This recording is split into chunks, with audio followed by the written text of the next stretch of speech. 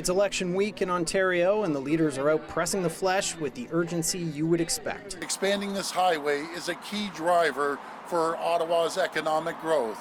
Tory leader Doug Ford was in Ottawa making his first campaign visit to Ontario's second largest city, talking about his pledge to widen Highway 417. He has spent much of the campaign appealing to drivers, highlighting his promise to build the controversial Highway 413, while pointing out that his opponents have promised to cancel the construction. But with thousands still in the dark after a massive storm knocked out power last week in Ottawa, he faced questions about where he has been.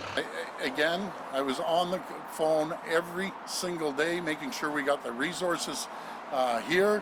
He also went to the Windsor area for a pair of events this afternoon. He does not have the capacity to lead this province in areas like public education and public health care. Liberal leader Stephen Del Duca took direct aim at Ford during a campaign stop in Toronto, criticizing Ford's record during the pandemic while plugging his plan for education. And the only way to stop Doug Ford is to vote for the Ontario Liberals. Next, Del Duca headed to a Kitchener transit station to promote his Buck a Ride province-wide pledge. We can end the burnout, we can stop the cuts and fix health care. Joined by Ontario Nurses Association President Catherine Hoy in Toronto, NDP leader Andrea Horvath campaigned on her health care platform.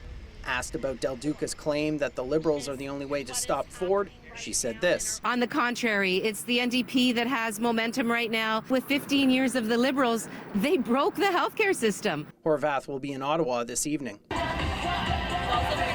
Green leader Mike Schreiner was in Toronto campaigning with a local Green Party candidate.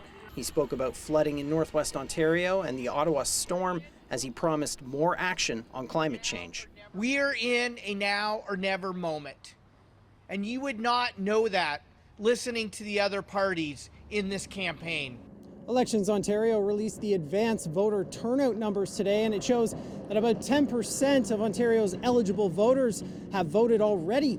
By comparison, 5 years ago, in 2018, there were only 5 days of advanced polling. This year there were 10, and in 2018, about 7% of people cast their vote ahead of time. Now, right now, the polling is tracking Doug Ford. He's going to be on track, I should say, to win another majority government. The real race, of course, is for second place between the Liberals and the NDP, with the Liberals out in front for now.